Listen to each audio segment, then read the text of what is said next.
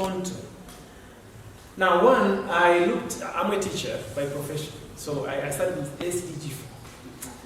And I know we are all teachers, except that we don't work in a classroom. But everywhere we learn, okay? So, all passive in front of teachers. Absolutely, I'm glad you said that. So, I started with SDG 4, of course, which is ensuring inclusive, equitable, quality education and promoting lifelong learning, long public learning opportunities for all. How are we? We're doing great, I said that, but what challenges do we have here? Now, Rwanda has achieved significant progress, of course. I start with where things start. That is the pre-primary. And I know most of you have seen Mr. Bender. Most of you have interventions in pre-primary education. Apart from the higher education, where we have opportunities and challenges, of course, let's start with the pre-primary. Because, like one of the colleagues said, you possibly don't look at levels in a fragmented way. Now, in pre-primary, how is the enrollment, for example? We note that, now this is content that was drawn from an official document developed by Minecofin and the National Institute of Statistics in reporting on the SDGs. When you look at the pre-primary enrollment, we have 28%, 28.2%. Now you'd wonder where, for those of you who know math, I try myself but not as proficient, that is 28.2% minus 100. So you see we really have a very acute shortage there. I know this report was towards 2018, but that's barely 1 year. So I wouldn't say that maybe we've had very tremendous statistics shooting up there. And that is SDG 4.22. On the other hand, we also look at assessing the number of children under 15 who are on track developmentally in each of the 4 domains. We also have, this is indicator 4.21. In the demographic health survey, it reports that 6 out of 10, it's above average, but if you want to create some urgency, you say only 6 out of 10.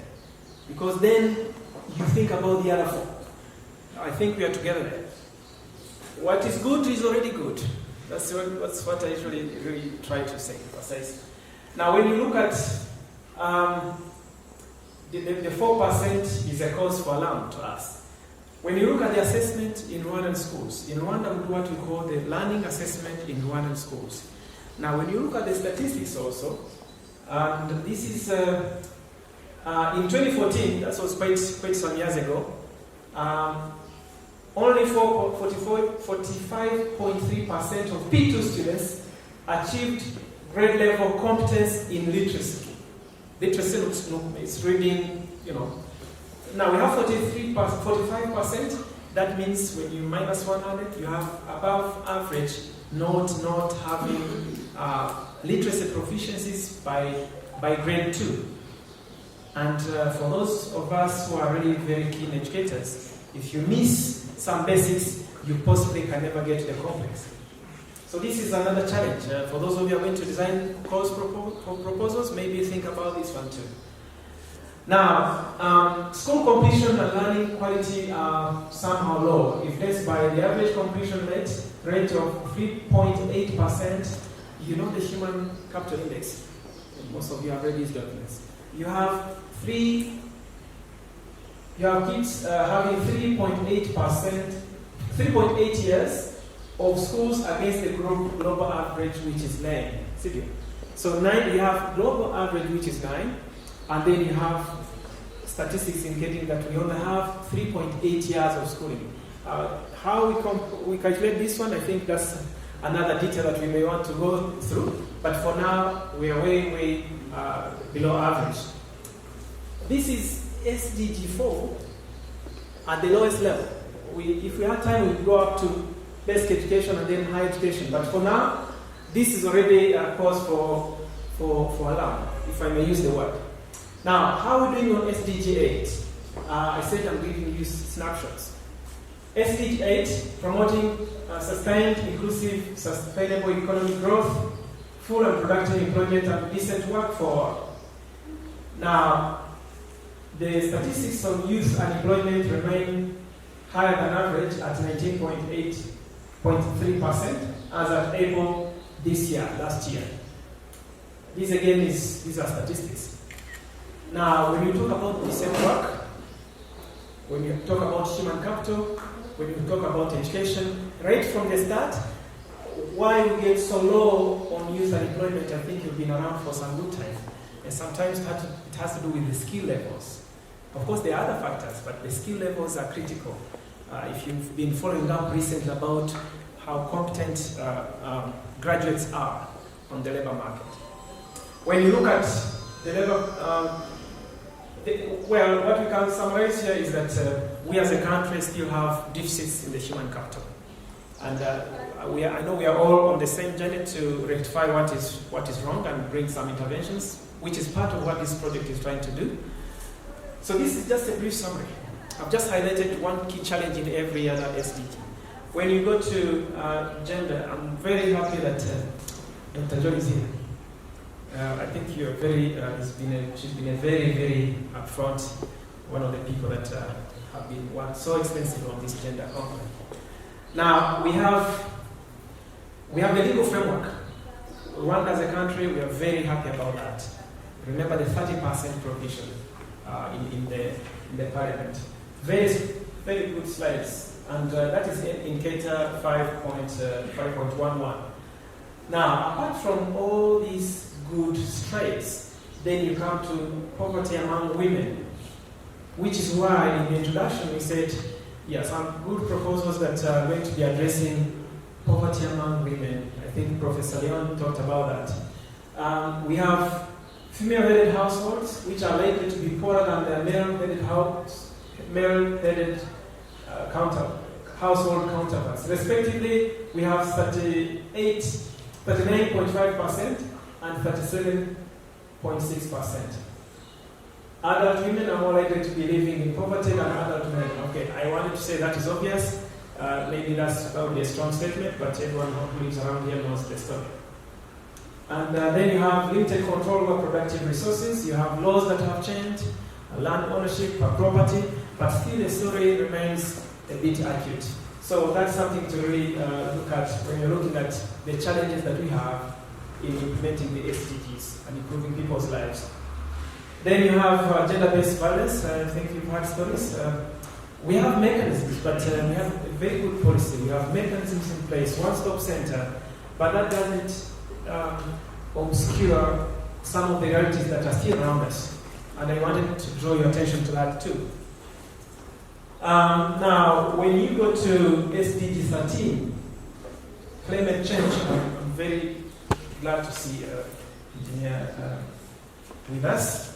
This is another challenge that we have. Now, it is very topical that we can even be discussing this in consideration of the recent developments around Kigali and everywhere else.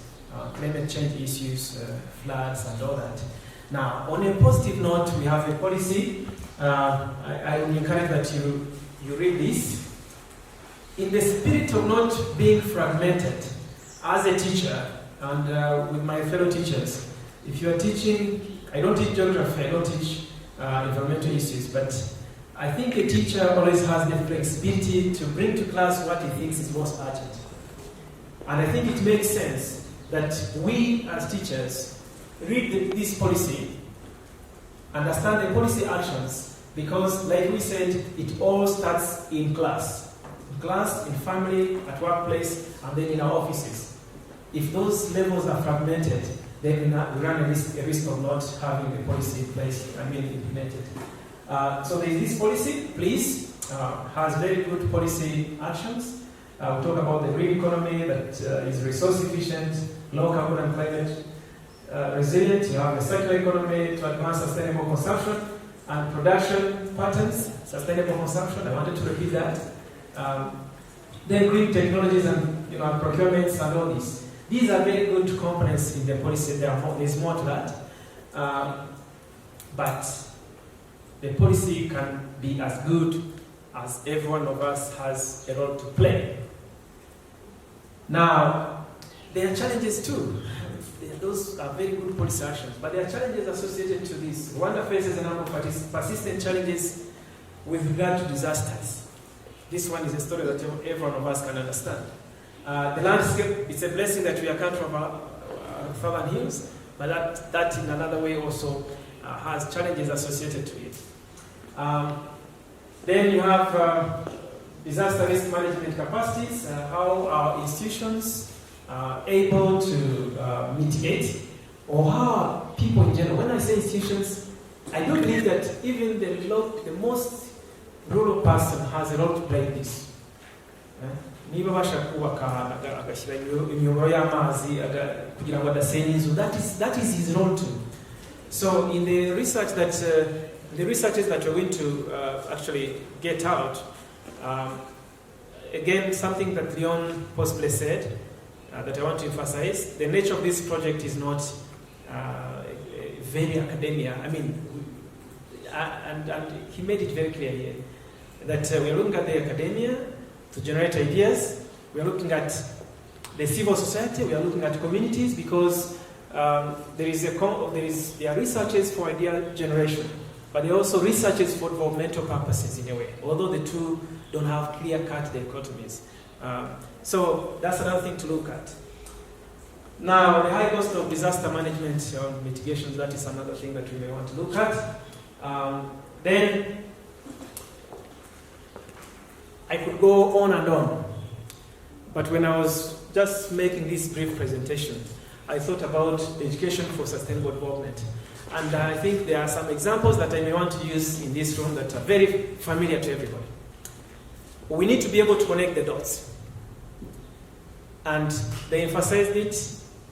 It's not that you're a teacher and you're not concerned about everything that happens in the Ministry of Agriculture. Absolutely not. It's not that you're a teacher of geography and you don't care possibly about what the teacher of entrepreneurship is doing. Because at the end of the day, when you talk about sustainability, you talk about the wholesomeness. I'll give you an example. How do we assess what we teach? What do we assess what we teach? One very clear example, which you may relate to. How do we link practical skills with social capital? Because back when I was starting to learn French, they used to say, la science sans conscience. Now everyone understands that. So I do think that as we look at the skills, absolutely, we've had social capital that has taken us from where we've been up to now. We need to connect these two. Absolutely. If we are very skilled and we cannot relate very well with our neighbors, with ourselves, then maybe the skill is not going to take you far. Another thing I wanted to emphasize, how do we assess what we teach? Is it possible that you can have a student graduate with a bachelor's in geography without ever having planted a tree where he lives or she lives? You're shocked. And what is the danger there? That you can have someone do geography, get a bachelor's degree, but if you visit that person could be me or you or some student. You don't see any tree around and you find the house hanging in the air. And now that is the discrepancy that we are talking about. I usually tell this one to my students, my colleagues, but that's something that we can think about. You can't say we can't think of sustainable development when our behaviors are not aligned to what we think is sustainable. That's something I wanted to bring up. Now the question I put there that doesn't need an answer. Can we have a nuclear expert do well with peace education studies as well? So that you combine maybe your nuclear expertise, the bombs, with some aspects of peace education. I mean, I'm just provoking. Another thing possibly, what does it mean for a student? I said this one already. Now, this is an important note that in addition to government initiatives to address SDGs through policy actions, Rwanda has lots of initiatives. We know them, we can't repeat them here. The University of Rwanda is very deliberate on the research clusters, about 10 if I'm not mistaken, that are linked to sustainable development. Now, the university also has community engagement programs, which part of this project is going to try to advance. It's very possible that we can have very good research confined within the university walls, or you can have projects actually that are meant to generate ideas, but they're also meant to to improve the lives of the community. In Ntirandekura, I think that's something that we need to really improve. One other thing that I wanted to communicate is that this project is quite, the way it is framed in the design, it's cross-cutting, meaning that you have youth organizations. The leadership team is trying to study how that works, because you have youth organizations, you see them on TV all the time. They can't write proposals. That's the unfortunate. But what they're doing actually is very challenging to us who can write proposals in one night.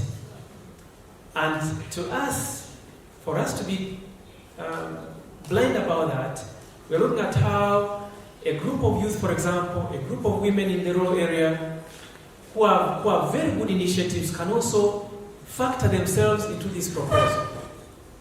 Maybe give them support to write proposals or to orient the actions so that it doesn't get so lost. Again, I'm also from the academic world, so that it doesn't get so lost into academia. And with that, I say that with goodwill. So what about the women organizations? You see them everywhere in the villages trying to improve their lives. They can't write proposals. They don't possibly know these platforms. How do we get close to them also so that they can, formalize their initiatives and we support them, grow and have better lives? So these are some of the things that I wanted to share with you. Now, the previous presenter, after giving you ideas, he asked, do you have questions? So what does that mean? If you have questions, I'll go with the best. A few words. 2 comments. One, I'm happy that we are meeting here as a big community. Yes. With quite a diverse background and also commitments. And I like the interdisciplinarity present here. Mike, I wanted us to share ideas. Are we familiar with the SRIF, or are other initiatives going on in this country about SRIF? Mm-hmm. If yes, how best can we work together? Mm-hmm. What I'm familiar with is what it means in full. I'm also familiar with what they do. It's a Global Challenges Research Fund, UK-based. And now that we're trying to be sustainable and avoid fragmentation, we have another thing to add on that, because you have worked with GCF. Yeah, thank you. Actually, the point I want to make is that what I realize that we might be having various initiatives or projects funded by DCRAF, and maybe we can also think about ways of collaborating and work together towards achieving our respective goals. And with that said, I'm also heading another DCRAF grant, which is focusing mainly on building the culture of peace in Rwandan schools. Dr. Jody is part of the network. And maybe outside this forum, we might think as to how we can meet to work together and build a partnership. The last, very quickly, is about the funding model. Could you come back to your funding model? Strands, year 1, 2. I've had about £100,000, 30 and 10, which comes first, and which order? Okay, thank you so much. I'm glad that you talked about the trying to avoid fragmentation. There's a GCRF project that you are involved in.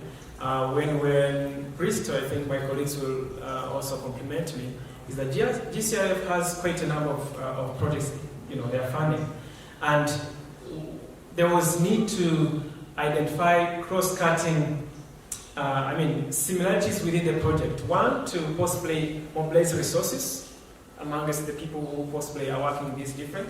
So I do agree with you that we need to identify what other GCRF interventions are possibly in the country in Rwanda, but also outside the country for networking.